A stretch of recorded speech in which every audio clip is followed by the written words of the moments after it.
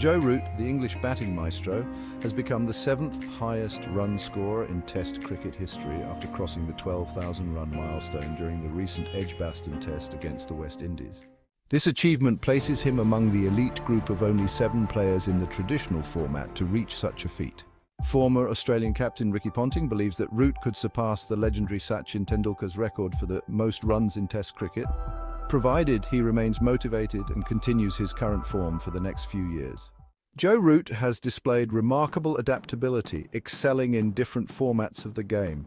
In Test cricket, he has showcased his ability to anchor innings with patience and resilience, while also possessing the skill to accelerate when needed. His numerous centuries and high batting averages in Test cricket attest to his consistency and reliability as a top-order batsman. Joe Root made his Test debut for the England cricket team on December 13, 2012, in the 4th Test of England's series against India in Nagpur. Root, a talented batsman from Yorkshire, was given the opportunity to debut after showing promising performances in domestic cricket. Initially, Root had some struggles adjusting to the demands of Test cricket. He batted at number 6 in his debut match and scored 73 runs in England's first innings.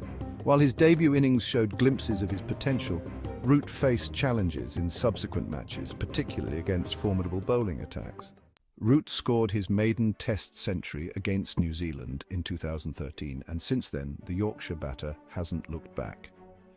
He recently scored a century against India on a tricky Ranchi track, which was one of his best Test knocks.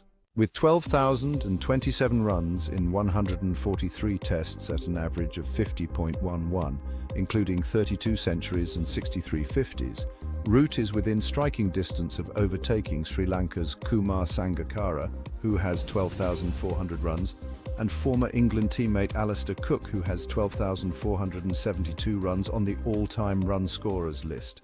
However, Tendulkar's monumental record of 15,921 runs from 200 tests still stands as the ultimate challenge. Ponting, who is second on the list with 13,378 runs from 168 tests, expressed his thoughts on Root's potential in an interview with "He could potentially do it." At 33 years old and more than 3,000 runs behind, it depends on how many Test matches England plays. If they're playing 10 to 14 Test matches a year, and he's scoring 800 to 1,000 runs annually, he could close the gap in 3 to 4 years, which would take him to about 37 years of age. Ponting emphasized that Root's success will hinge on his hunger for runs. If his hunger is still there, then there's every chance that he could do it. He has improved significantly over the past couple of years, and there's been a notable increase in his conversion rate from half-centuries to big hundreds, Ponting noted. Root has indeed shown remarkable progress, overcoming earlier struggles to convert 50s into hundreds. Ponting acknowledged this improvement, stating 4 or 5 years ago, he was making a lot of 50s, but struggled to turn them into big scores. Lately, almost every time he reaches 50, he goes on to make a substantial 100. That's been the real turnaround for him. As Root continues to inch closer to Tendulkar's record, the cricketing world will be watching closely to see if he can maintain his form and ultimately rewrite history. For more interesting videos, please subscribe to this channel.